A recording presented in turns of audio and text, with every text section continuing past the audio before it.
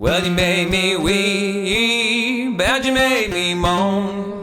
When you constantly leave, child, am I be home? But someday, baby, you ain't worth my life anymore. Bloodstock. What an incredible gem in the crown of the UK music scene. Honestly, it was my first time attending this weekend just gone, and I had the best time, and I enjoyed it so much. First time as a punter that I thought I'd do something new. I'll do a little review. I've not done video reviews before, so I just want to crack on and give you like the top 10 moments for me in terms of the bands that played. So I do just want to say off the bat, there is an amazing atmosphere at Bloodstock, maybe because it is a slightly smaller festival. It doesn't quite have the same sort of corporate vibe you get somewhere like Reading or Download or somewhere like that, or Glastonbury. The camping is nice and close to the arena, so you have to walk for half an hour to get back to your campsite. You can just take some time to chill out. That was really nice. All the facilities were really well run, at least in my experience. There were showers, like cubicle showers. That was so nice. There was actually somewhere you could comfortably use the toilet in the campsite rather than having to use a porta cabin, right? All the food was beautiful, with the exception of one or two. And yes, the quality of bands was amazing. And it clearly the organisation had gone down perfectly, at least from what I noticed. So, before we get into the top 10 bands, I want to give two honourable mentions in terms of performances from the weekend. First of all, Nottingham Sweethearts, Rogue Limb.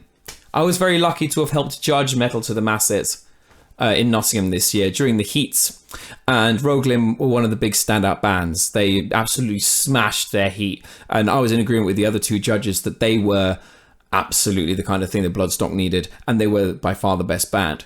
And to see them get through all the way through and winning was awesome to see. And so, of course, I went to see them on the New Blood stage. And for those of you who don't know, Rogue Limb are a two-piece metal band. They blend elements of hardcore, stoner rock.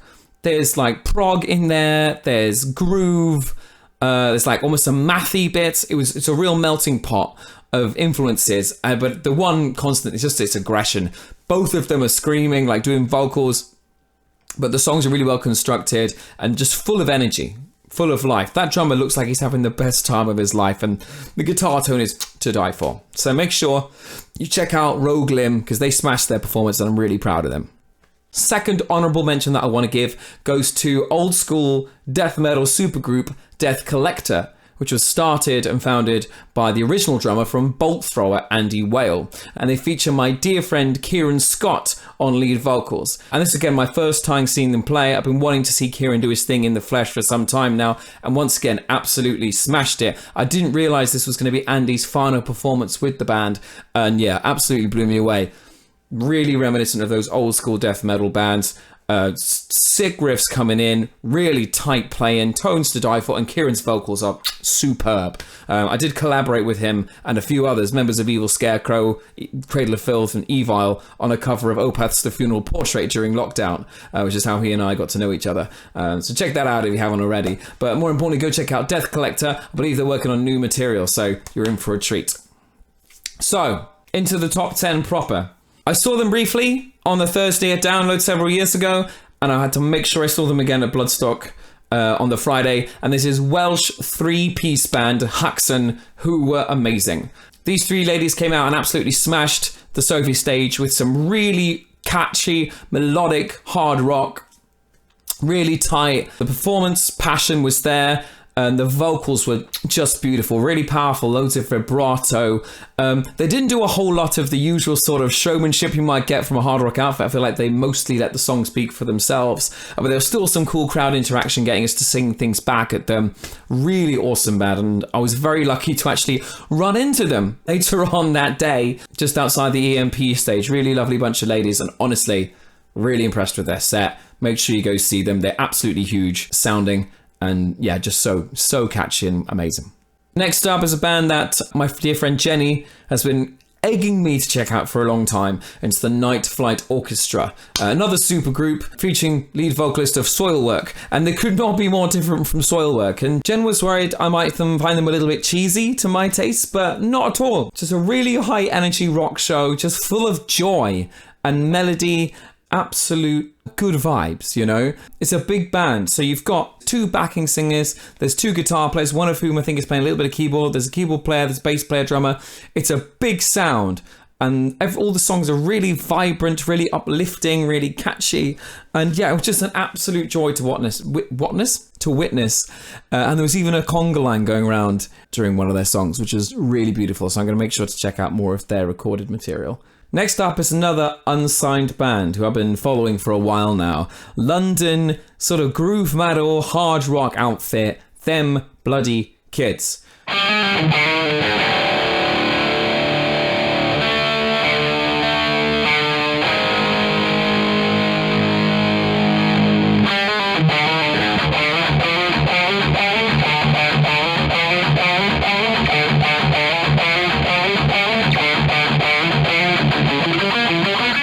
I've seen them play a couple of times. Confide has shared the bill with them once before.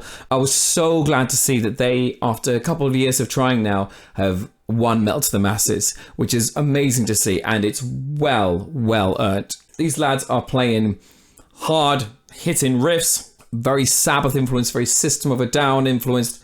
The vocals, the frontman Seb, his voice is really powerful, really impassioned. He's singing about all kinds of subjects, not just about personal struggles in terms of mental health and you know, problems with drugs and things like that, but also political, hard-hitting content, which really resonates with me especially. And I remember chatting with Seb not long after the show, and he was like, oh, I thought we did a terrible job. So many things went wrong. And I was like, mate, if that was an example of a bad show, fuck me. That was wicked. So, Seb, if you're watching, that's my one criticism I've got, is that you need to be easier on yourselves, all right? But yes, make sure to check out their album, Radical Animals. They've got some other standalone singles and stuff on YouTube too, and to check them out in the UK area whenever you can, because this is an incredible heavy metal show. And they even did a cover of Sugar by System of a Down. And as somebody who sings for the biggest System of a Down tribute, it was very strange to watch another band play that song. But once again, they smashed it. Loads of stage energy, absolutely deserving of the spot. Well done, guys. Next highlight band for me were on the main stage, and I'd never even heard this band before or seen them before, and that is Malevolence.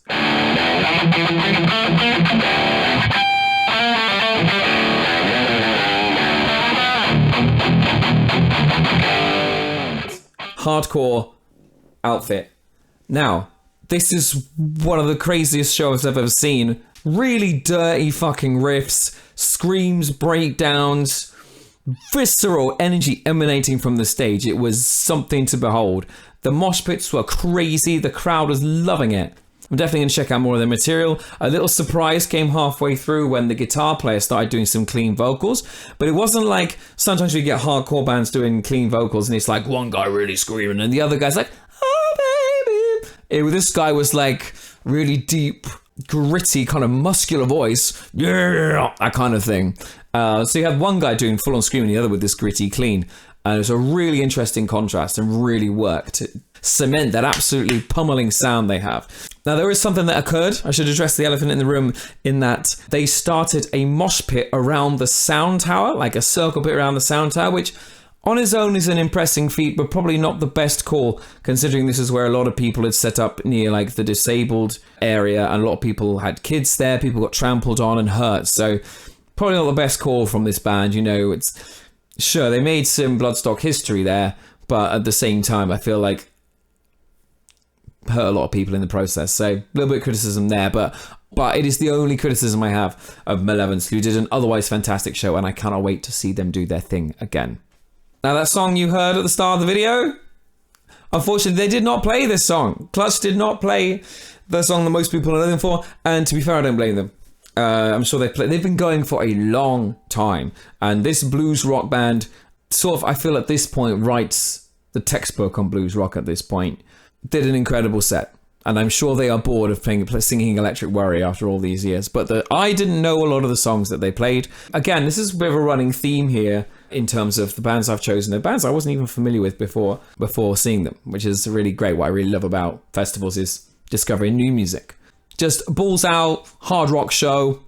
And what's really interesting is that the singer, Neil Fallon, really carries the gig. He's got so much charisma, effortless charisma, beautiful, gritty blues voice, flawless. and just, say, effortless charisma and charm. Picks up the guitar for a couple of songs. The rest of the band are basically just stood there doing their thing. I have to say the guitar player perplexed me a little bit. If you're playing a riff like this,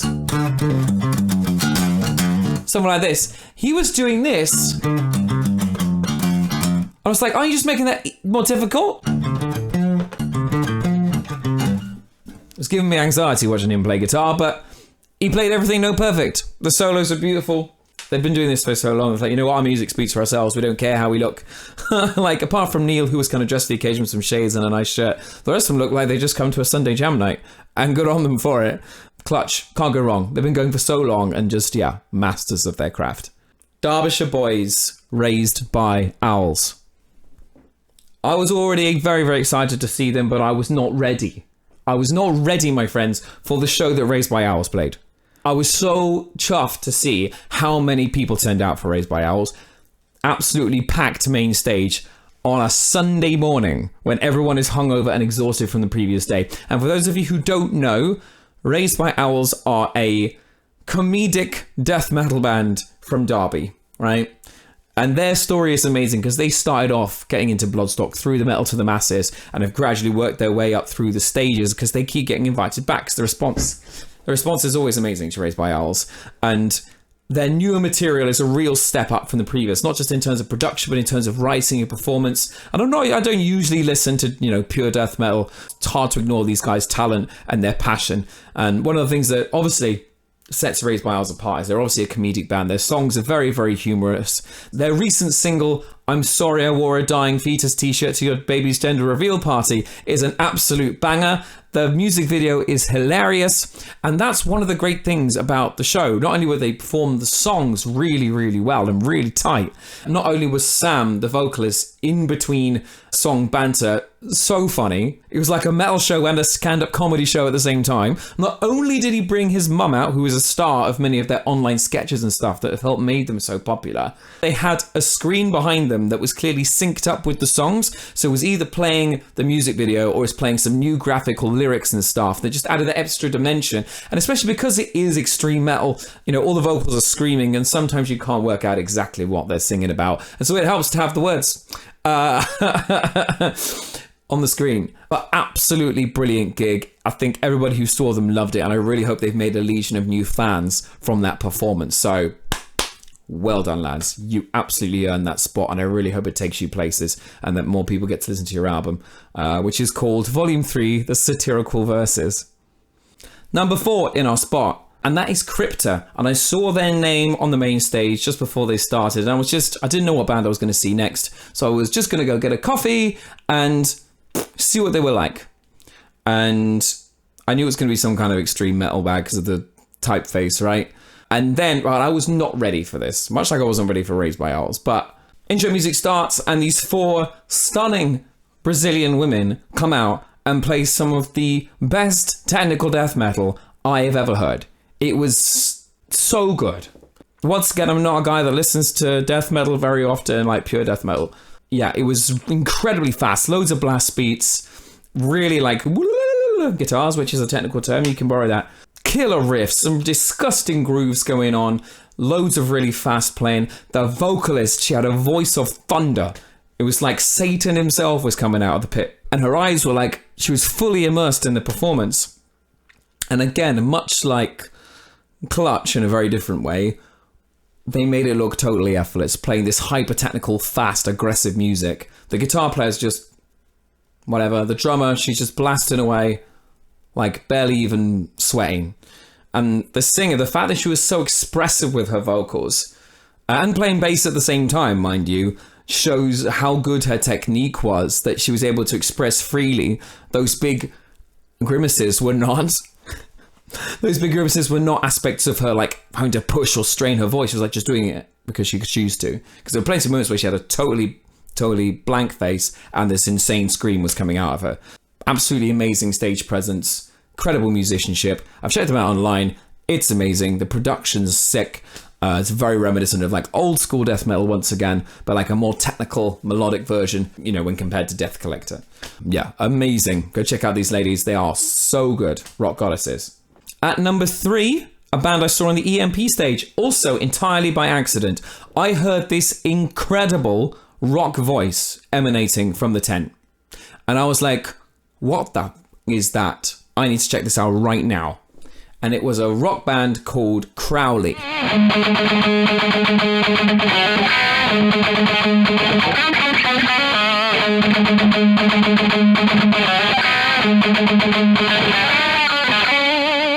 A sort of pagan themed hard rock act. A 5-piece, all of them women except for the drummer. An incredible hard rock show, loads of stage charisma and just effortless cool. Both guitar players really, really good. Bit of a theme here, very similar to how Krypta were. But the real standout was the singer. Absolutely gobsmacked with the power of her voice. She seemed to manage to be both Beth Hart in like the lower ranges and the middle ranges, and then Maria Brink in the really high stuff. Just absolutely blown away. Truly incredible. Yeah, proper rock star attitude. Incredible songs, songwriting, and they just absolutely drew me in with that pure charisma, that incredible voice that really was that beautiful icing on an already beautiful cake. So yeah, go check out Crowley. Again, a smaller band. And that's a bit of a theme here. Newer bands that I'd not heard before. So yeah, incredible. Hats off, Crowley. You smashed it. Number 2, Unpeople. Up and coming band. They've been landing some amazing opportunities, and it's great to see them at Bloodstock. I recently caught them at Rescue Rooms not so long, supporting Better Lovers, who are a supergroup. But Unpeople are also kind of a supergroup. They rose from the ashes of a band called Prestamico, who were one of my favourite bands. Their final album, Transmute, was one of my favourites. I think it was one of the greatest rock albums of the last decade. And Unpeople features both Luke and Jake, who were in Prestamico. And Jake relegated from bass onto guitar, and this time singing lead vocals. Whereas in Prestamico, the lead vocals are mostly shared among the 3 members. This time he is first fiddle, and everyone else in the band is sort of singing harmonies with him. And Unpeople have an absolutely huge sound. It's a mixture of like very like hard rock with really catchy, really memorable hooks and choruses, powerful vocals, but there's a much heavier aspect to them. Some serious like groovy riffs, but also some really like discordant, jarring and knotty, hardcore mathcore bits mixed into the sound. And it makes for something really unique, but also really accessible. And it's the songwriting is so good, it really pulls at your heartstrings. There's a song they have called Smother, which was the first single they put out. And I related to it on an emotional level, and when they played it, it did make me cry. I thought it just sounded so powerful, and in the live context, it was a little bit overwhelming. And they had a stand-in bass player. I don't know who it was that was standing in for Meg, their usual player. Editing Martin here. The bass player standing in for Meg from Unpeople was M from Delaire the Lair.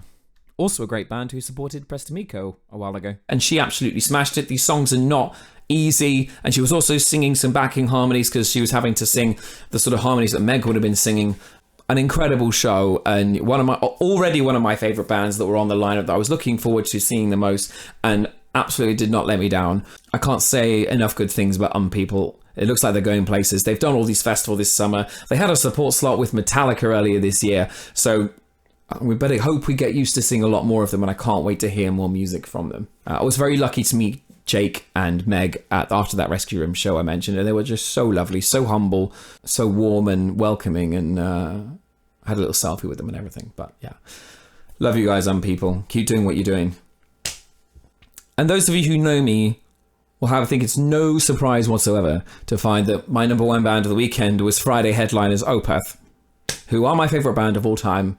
I don't think they've done a single less than brilliant record, and their music touches me in a way that no one else has ever. And it might be the 16th or 17th time I've seen them live now, and it never gets old.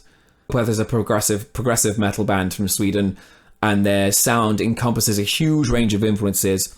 You know, they started off in the extreme metal scene, but they incorporate elements of, as well as metal, there's hard rock, there's jazz, there's acoustic singer-songwriter stuff, there's folk, there's ambient shit going on. Let's not forget the elements of blues, orchestral music, doom, piano ballads, Latin rhythms, funk. They're an incredibly hard band to categorize. All within these really long compositions that really take you on a proper journey. And one of the iconic parts of Opeth's sound is that the frontman Michael's voice shifts between beautiful baritone clean singing and really aggressive like death metal style vocals. And Opeth have not embraced that kind of sound in a long time. Michael hasn't written any songs with screams in them since like 2008, until recently when their new single Paragraph 1 came out, which is the first time he screamed on a record in 16 years. Now this set of Bloodstock was a fan-picked set, and so it was pretty predictable to find out that actually all the usual songs you'd expect them to play, even for a band as sort of progressive and weird as Opeth, who don't really have any hit singles, would come out with. And it was mostly older stuff. There was one song from 2016, I think, but everything else was 2008 and before was the much heavier stuff, the more aggressive stuff. We got some really, really heavy songs like Heir Apparent and Demon of the Fall, The Grand Conjuration, but then some more eclectic sounding, more diverse ones like Ghost of Perdition, The Drapery Falls, Deliverance. And every single one was just executed brilliantly, flawlessly, and Michael's voice was on beautiful form for both his clean singing and his screams. But Opeth don't have like a massive stage presence. It was clear that Michael is having more fun on stage than ever before, considering he's, walking around a bit more and smiling and giving that rock star poses. But they're very much a band that lets the music speak for itself. And it emanated out of those speakers across the field. A really beautiful highlight of the set was their ballad In My Time of Need from their Damnation album. It was wonderful to hear that sang by the whole crowd, and I've always felt like for a long time I felt like an outsider about Opeth, and nobody knew who they were for a long time, and then to see them headlining a UK festival and to have a whole crowd of people sing along with one of their songs, it was a bit emotional. But the really emotional part for me came in a song called Demon of the Fall, which came out in 1997 and is a song that they have played at most shows ever since that, and I've seen them play that song many, many times. But the last time I saw them in 2022 on their anniversary tour, where they played a song from every one of their 13 albums at the time, the final section of Demon of the Fall hit me a bit differently. And for those of you who haven't heard Demon of the Fall, the first 2/3 of it are very dark. You've got these really aggressive, dark, melodic riffs going on. It's all screaming vocals. And if you know about Michael's screams, they're all really well enunciated in terms of diction, and he really emotes with these screams. But the final third of the song, it breaks out into this big majestic outro where his clean voice takes over to bring the song to a close. And the song's actually it's part of a ghost story where this person has died at the start of the story, at the start of the album, and this point is the first time he sees his lover that he's been basically following around. She sees him for the first time since he died. It's clear the suspicions he had about her after his passing are confirmed, and that the things that he did wrong while he was still alive are coming home to roost. When I saw that last year, it just hit me too hard. I'd been through a relationship breakdown myself, and I just burst into tears with the beauty of it. All that emotional payoff from all that aggression and misery in the first half that gradually breaks into this beautiful ending of expression of grief and sorrow. And it happened again. It happened again at Bloodstock, just in absolute bits during that ending of Demon of the Fall. And I don't think I'll be able to listen to that song the same ever again. And a friend of mine gave me a hug. And yeah, it was the perfect way to end the Friday. I love you, Opeth. You're the greatest band of all time. Michael, never stop what you're doing. You're a genius. And I'm so stoked for their new album, The Last Will and Testament. Once again, creating something entirely new. Just 1 second, and I was left with nothing. Her fragrance still pulsating through damp air. That day came to an end, and she had lost in me her credence.